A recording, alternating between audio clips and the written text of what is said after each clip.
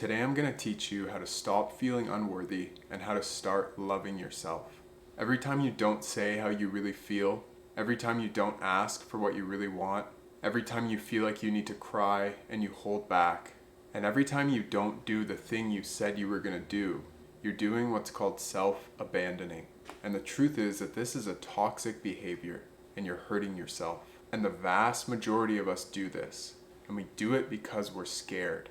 We're scared of being hurt, we're scared of being rejected, and we're scared of feeling the pain that's already in there being brought up. And the reason for all of this is that a lot of us are emotionally wounded. And what this means is that somewhere along the way, as we grew up, we incurred these wounds, this pain of not feeling good enough, of being told we did a bad job, of not being given the love that we needed. And the way that we can overcome self-abandoning is by learning to emotionally heal ourselves. Because all of these things that we're self-abandoning on are based on our emotions. The main ones being shame and fear. Because as humans, we're deeply emotional creatures. So if you struggle with feeling ashamed, negative inner dialogue, or self-abandoning, and you want to emotionally heal yourself, watch the rest of this video. Today I'm going to give you a roadmap, one that helps you to stop self-abandoning, to start setting boundaries and asking for what you want, and that helps you to stop feeling unworthy. And I'm going to give you a number of tools that you can start using today to heal your self-abandonment and to start living in your power and become your authentic self. The vast majority of us believe that at some level we're unworthy. And we have what's called the core wound of unworthiness. And this is the belief that at some level we are fundamentally broken or not good enough. And the core wound of unworthiness develops over the course of a lifetime. And it usually starts when we're very young. And one of the main ways that this happens is through what's called emotional abandonment. And emotional abandonment is defined as a relentless or intense lack of warmth and love that we received either from our parents, our teachers, or our friends or people around us when we were children and as we were growing up. And some examples of this are if you were left at home by your parents without supervision when you were too young, or if they didn't provide enough food for you, or if they told you that you were useless or stupid, or if they never told you or showed you that they loved you. And these are all examples of emotional abandonment. And sometimes it was seemingly insignificant things that our parents did or didn't do that caused us to develop and internalize these feelings of shame and unworthiness, and to start developing this wound. And besides emotional abandonment, the unworthiness wound can develop for a number of reasons or in a number of ways. Our parents might have been perfectly supportive of us, but we might have been bullied at school, or we might have watched things on TV or in movies that we internalized, that we experienced as telling us that we were not enough. So this could be childhood experiences or later life traumatic experiences. This might be societal conditioning, or it might just be personal judgments. So for example, if a teacher told us that we weren't allowed to cry in front of them, or if someone called us a wimp for crying, or if a friend told us that they would only be our friend if we acted a certain way, what we were learning from these experiences is that a part of us was unworthy, that it wasn't safe or welcome to express these certain parts of ourselves. And in effect, these experiences were shaming us. And these are all cases of learning to self-abandon, meaning we stop taking care of or deprioritize our own emotional needs in order to feel safe, loved, or accepted. Now, when we're young, we usually don't have the capacity to reflect on whether these belief systems, these thoughts, and these emotions are serving us. We don't realize that these shameful and fearful ways of being are false perceptions. We just internalize them and accept that this is the way things are. And as a result, we begin to use certain forms of self-abandonment as survival mechanisms, and they become part of our identity. So if you had an emotionally abusive parent who would blow up and get super angry anytime that you asked for something like money and it stressed them out, then you might have internalized that it wasn't safe for you to ask for things. And part of your unworthiness wound might now be that you don't feel worthy of money, or you don't feel worthy of asking for things that you want. And this might translate in your life to you not feeling safe to ask someone out, or to ask for a higher salary, or even to ask for someone to do a favor for you. And everyone's core wound of unworthiness looks different. But the commonality among all of our unworthiness wounds is that they developed as a result of experiences that we had that caused us to feel unworthy and to start self-abandoning. And that this wound developed over the course of multiple experiences when we were younger, and that it caused us to feel afraid, to feel ashamed, and to start self-abandoning. Now, there are 4 ways that our unworthiness wound will show up in our lives and affect us negatively in our day-to-day experience. And these are our emotions, our beliefs, our thoughts, and our actions. So the first way is our emotions, and this happens when we get triggered. And what getting triggered is when we have an experience that reminds us of our unprocessed past. And when we get triggered, we get emotionally overwhelmed. We have these emotions come up like fear, anger, sadness, or shame that often don't apply to the present moment, or they feel much stronger than they actually should if we're being rational about what we're experiencing. And this is all happening because we're reliving a past memory that is unprocessed.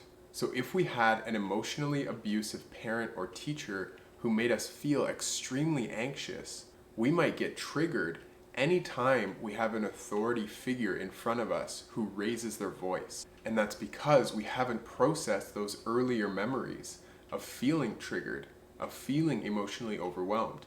And those emotions are still living in our bodies. So if you feel like you're not in control of your emotions, this might be why.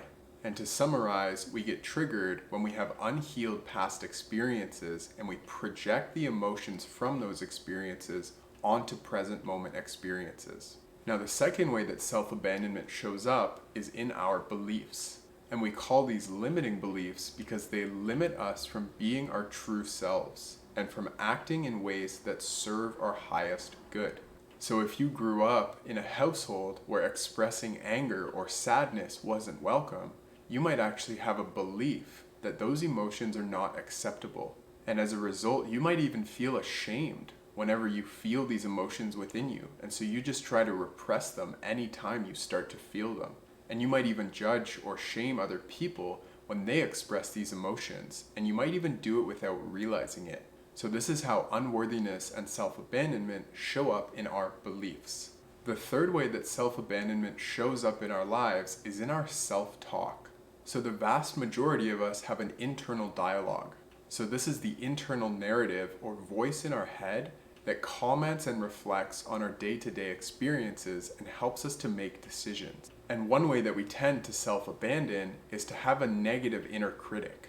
One that is mean to us, one that judges us, and one that keeps us in our shame and fear. So your inner critic might tell you that you're no good, that you shouldn't try, that you're ugly, or any of these negative opinions or judgments about yourself and what's true about who you are and what you're capable of.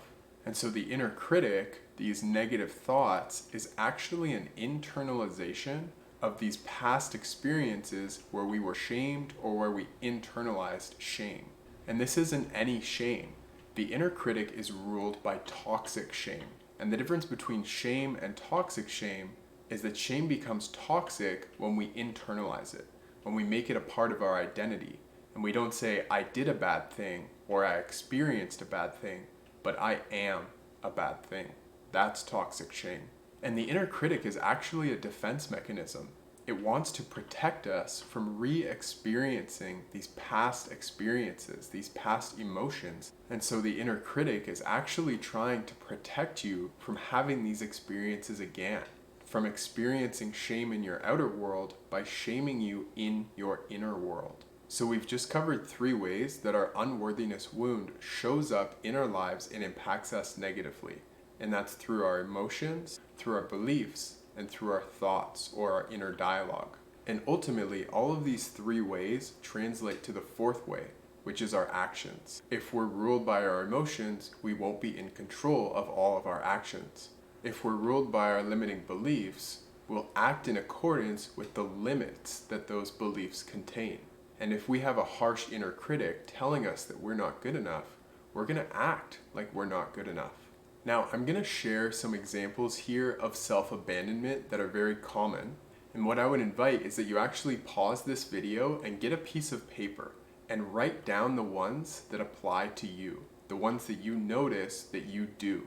Being overly critical or self-judgmental, speaking or making jokes in ways that are self-deprecating or make fun of yourself, staying in unhealthy or toxic relationships because you're afraid of being alone or feeling unworthy, not pursuing new things because you're afraid of failure, saying yes to everything or people-pleasing because you don't want to feel bad by saying no, failing to communicate or assert your boundaries in relationships, settling for less than you deserve in various aspects of your life, holding on to grudges and feeling ashamed or resentment for things that happened in the past, overindulging in toxic behaviors like substance abuse, constantly comparing yourself to other people and feeling bad as a result.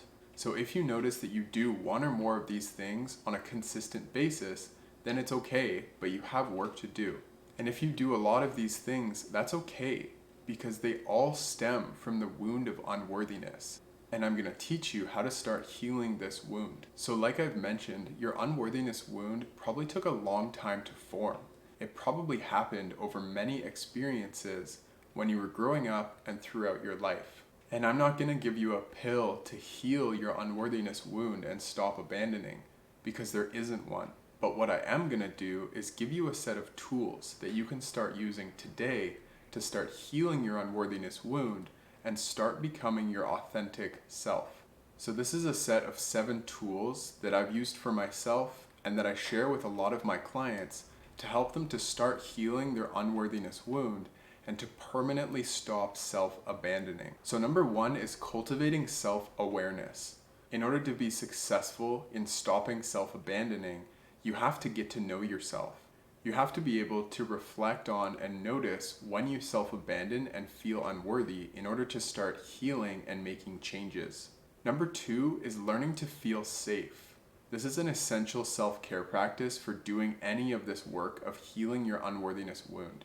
If we don't have tools to help our body to feel safe when we're anxious, then it's easier for us to fall into old patterns and to become emotionally triggered. And the main way that I teach people how to feel safe is to use the body to tell the mind a different story. Number 3, saying no to people and setting your boundaries. Boundaries are such a crucial part of taking care of yourself. If you're not able to tell other people or to tell yourself that something isn't okay, then you have weak boundaries. And you start learning to enforce your boundaries by building up your self-esteem, by feeling less unworthy or more worthy. Number 4, changing your self-talk. We do this by learning to heal the inner critic, by having conversations with the inner critic and teaching it a different story, and through affirmations. Number 5, healing through grieving. A lot of us have all of these intense emotions of shame, fear, anger, and sadness that we never learned that it was safe to express. And we've just let these emotions build up over and over and over within us. And that's why we continue to project them onto present moment experiences. So the work of learning to grieve, of learning to feel safe with all of our emotions, allows us to start listening to our own needs and is a way of practicing meeting our own needs. And this strengthens our sense of self-worth. It's a form of listening to ourselves and treating ourselves well. Number 6, reparenting past memories. This is a technique that I teach that helps you to go back into the experiences when you first learned to start self-abandoning. And when we reparent our past memories, we're having conversations with younger parts of ourselves who are still within us. Those parts of ourselves that are projecting those past memories onto present moment situations. And by having a conversation with the younger self, by reparenting the inner child, we're giving ourselves those things that we needed but didn't receive when we were younger and that are still holding us back. And number 7 is visualizing your new identity. And this is one of the most powerful tools of all, because ultimately all of these pieces of unworthiness, of self-abandoning, are who we are. And so by learning to visualize a new version of ourselves, we can totally transform our relationship with ourselves and how we show up in the world. So each of these tools does take time to learn. I have clients who pay me thousands of dollars so that over a number of sessions I can teach them these tools. But here's the thing, I don't have unlimited time and I want to help as many people as possible. So what I've done is put together a 7-day course that helps you to start learning how to use each of these tools in order to start healing your wound of unworthiness. The course contains a number of guided practices, and I've done my best to make this course affordable and easy to start using. And you can access the full course through the description of this video. So to close, I'm just going to share a few points to help summarize what we've learned today. Your core wound of unworthiness is the number one thing that is preventing you from living the way that you want, from stepping into your authentic power and becoming your true self. And your unworthiness wound developed because of past life experiences, and you continue to live in ways that don't serve you, these forms of self-abandonment, because you're being ruled by your past. Now you can change any of these behaviors of self-abandonment, but you have to be willing to work on yourself. So the knowledge that you have learned in this video and the tools that you will learn in the course will remain valuable for the rest of your life. Now it's going to take some time to heal your unworthiness wound and to learn to stop all of your forms of self-abandoning. Now here's the thing, you can suffer the short-term pain of buying this course and starting to take the time to do the practices, or you can suffer the long-term pain of continuing to walk through the world with this unworthiness wound and with all of these forms of self-abandoning that you do. So the choice is yours. And it really starts by making a commitment to yourself. So I truly hope that this video has been helpful. And you can feel free to reach out to me if you have any questions, or if you want to explore working one-on-one with me to start healing your wound of unworthiness and start stepping into your power. Thank you for watching.